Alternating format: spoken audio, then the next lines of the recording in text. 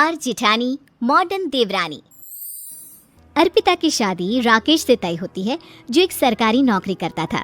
अरे चाची, अर्पिता इतनी सुंदर, पढ़ी लिखी और मॉडर्न लड़की है, फिर कहाँ आप इसकी शादी ऐसे घर में कर रही हैं?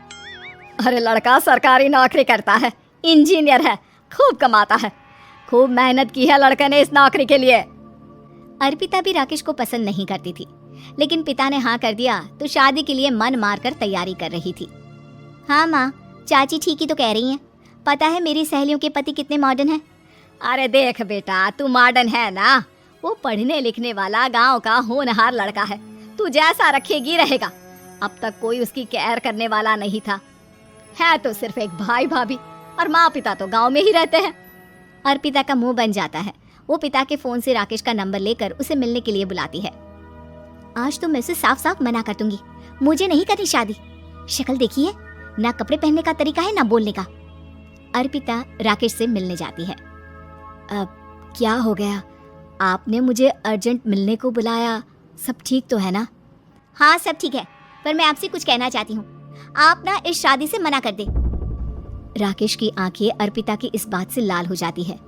वो रोंधे गले से कहता है, लेकिन शादी की सारी तैयारियां हो गई हैं, मैंने आपके साथ एक अच्छे भविष्य का सपना भी देख लिया है, ऐसा मत करिए प्लीज। माँ पिता के अलावा मैंने किसी को दिल से अपना माना है तो वो आप ही है। देखिए, मुझे आपसे कोई समस्या नहीं है, लेकिन आप मेरे जैसे नहीं हैं। मैं मॉडर्न लड़की और आप। मैं आपसे वादा करता हूँ, जब तक आपके लायक नहीं बन जाता मैं कभी आपसे बीवी का हक नहीं मांगूंगा। अर्पिता राकेश का प्यार देखकर पिघल जाती है और शादी के लिए हाँ कर देती है। दोनों की शादी हो जाती है, लेकिन शादी के बाद राकेश की भाभी, जो कि पूरी देहाती थी, ए राकेश, उठ, जब पानी भर कर ला और तेरी बीवी को बोल के चूल्हा लगा दिया है, रोटी बना ले। क्या है ये सब, और तुम्हारी भाभी इस तरह चिल्ला क्यों रही है? क्या करूं, भाभी ही खाना बनाती है और मुझे पढ़ने के लिए इस घर में रखा, तो मैं घर का सारा काम कर देता हूँ। अब तुम आ गई हो, अपने तरीके से देख लो। ये मकान तो तुम्हारे पापा ने बनवाया था ना शहर में, ताकि बेटा पढ़ाई कर सके। हाँ, पर भाभी ही पूरे घर में रहती है। ठीक है, देखो अब। अर्पिता बाहर जाती है। सूट पहनी अर्पिता को देखकर जेठानी का पारा हाई हो जाता है। ए शहर की हीरोइन, यहाँ ना चलेगा ये सब, समझी? साड़ी पहनो साड़ी, वो नारंगी वाली निकाले हैं तुम्हारे लिए, जिसमें हरे रंग का फूल बना है, और सीधे पहुंचो रसोई में। मेरे आगे नहीं चलेगा ये सूट बूट का नाटक, समझी? देखिए भाभी, आप बड़ी हैं, आपने राकेश की पढ़ाई में मदद की, लेकिन ये मकान इनके पिताजी का है, तो मैं अपना पोर्शन अलग कर रही हूँ। मैं आज से आपके साथ नहीं रहूंगी। जेठानी का तो मानो पारा ही हाई हो जाता है। और ऐसा कैसे नहीं रहेगी? हाँ, और कौन बोला कि राकेश अलग हो जाएगा? वो अपने भाई के बिना नहीं रहता। आज देखिए तो, देखिए कल के आई छोरी क्या बोल रही है। राकेश के साथ बात हो गई है, मैंने ऊपर का हिस्सा राकेश को दे दिया है, उसकी अपनी जिंदगी शुरू हो रही है, तो अच्छा है ना कि अब रसोई भी अलग हो जाए। अर्पिता राकेश की ओर फक्र से देखती है कि उसने अर्पिता के लिए स्टैंड लिया। अर्पिता बाजार में जाकर सारा रसोई का सामान ले आती है। पिता के दिए सामान से घर सजाती है और अपने तरीके से पूरे घर की सजावट करती है।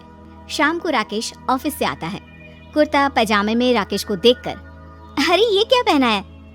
भाभी सिलती है ना कुर्ता, मैं सारी कमाई भाभी को ही दे देता हूँ। लेकिन अब ना बीवी को देना होगा, क्योंकि भैया भी अच्छी नौकरी करते हैं। भाभी अपने पति का पैसा संभालें और मैं अपने पति का पैसा संभालूंगी।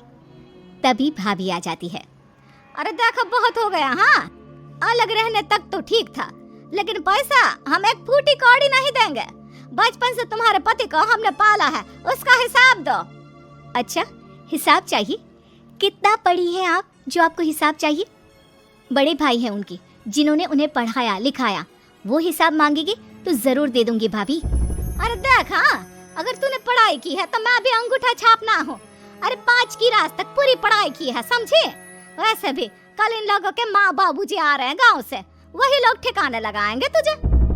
अगले दिन सास ससुर आते हैं, दोनों बहुत ही सीधे लोग। अच्छा किया जो ऊपर के हिस्से में राकेश की गृहस्थी लगा दी, अब दोनों बेटे अपना अपना देख ले। छोटी बहू कहाँ है? अरे बहुत ही चालाक है माँ जी, ऐसी जबान चलाती है जैसे दर्जी कैंची चलाता है। वैसे बहू तुम भी कम नहीं थी। और सुनाओ। तभी छोटी बहू सास ससुर के पैर छूकर उन लोगों को चाय और नाश्ता देती है। माँ जी, आप थक गई होंगी, मैं खाना लगा देती हूँ, ऊपर आ जाइए चाय पीकर। अरे बस बस, यही रहेंगे वो, क्योंकि बड़ी बहू मैं हूँ। हम एहसास है इनके माँ बाबूजी मेरे पास ही आए हैं। चलिए माँ जी, आप ना किचन में खाना बनाइए, मैं जरा बाजार होकर आती हूँ और फिर साथ में खाना खाते हैं। जेठानी बाजार निकल जाती है और सास ससुर बेचारे घर पर अकेले। फिर दोपहर को, माँ जी, मैंने आप सभी के लिए खाना बनाया है। माना मैं छोटी हूँ, लेकिन अच्छा लगेगा अगर आप लोग मेरे साथ रहें। वैसे भी यहाँ है कौन बेटा, चलो ऊपर राकेश के पास ही चलते हैं। सास ससुर दोपहर का खाना खाकर वहीं आराम करने लगते हैं कि जेठानी आ जाती है। अरे वाह, ये तो वही बात हुई ना, कल की आई को पूरा परिवार और हम अकेले के अकेले। भाभी देखिए, परिवार में प्यार से रहा जाता है, ना कि चालाकी से। अम्मा खाना कैसे बनाती, पहले ही गांव से थक कर आई हैं। हाय रे दया, तो मैं का बाजार से ऐस करके आ रही हूँ। अरे भूख के मारे मेरा सर दर्द हो रहा है, पर यहाँ मेरी फिक्र कौन करेगा। अरे तो किचन में खाना है, लगा देती हूँ मैं भाभी। बड़ी बैठकर खाना खाती है और शाम को जब राकेश घर आता है। अरे राकेश, तू तो पूरा हीरो लग रहा है इन कपड़ों में, ऐसे कपड़े पहले क्यों नहीं पहनता था? राकेश बीवी की तरफ देखता है और फिर कहता है, माँ पहले पहनाने वाली नहीं थी ना। हाँ हाँ, और हम जो हाथ से सिल सिल कर कुर्ता पहनाते थे उसका का? अरे तुम्हारे भैया तो आज भी पहन रहे हैं। तभी अर्पिता सास के लिए कपड़े और ससुर के लिए शर्ट पैंट ला कर देती है। उन लोगों को फ्रिज से ठंडा पानी और टीवी में फिल्म दिखाती है। अरे कब से इनको बोल रहे हैं कि फ्रिज वाले आओ, लेकिन ये है कि मानत ही ना है। बहू अब तो तुम ही समझाओ ससुर जी को। नहीं पापा, आप फ्रिज मत लीजिए। अरे वाह रे छोटे, खुद फ्रिज का ऐसे का मजा ले, और इनकी माँ के पास फ्रिज भी ना हो। अरे देखा पिताजी, देखा माँ जी कब बोल रही है। अरे उसकी पूरी बात तो सुन लो कि वो क्या बोल रही है। वो इसलिए क्योंकि अब माँ जी और पापा यहीं रहेंगे मेरे पास। घर को घर सिर्फ मॉडर्न या गांव की सोच नहीं, बल्कि संस्कार बनाते हैं भाभी, और संस्कार अच्छे हो तो सब सही हो जाता है।